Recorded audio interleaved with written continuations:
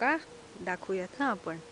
अच्छा, त्या ग्रीन गाडीच्या वरती, ग्रीन आणि ब्लॅक गाडीच्या वरती जी पहिल्या मजल्यावरची खिडकी दिसतीये, ही इकडची ही खिडकी, हे आहे आपलं घर. आता जायचं का घरात? घरात जायचं? घरात नको जायला? बर, अजून एक व्हिडिओ घ्या. अजून एक व्हिडिओ घ्यायचा का?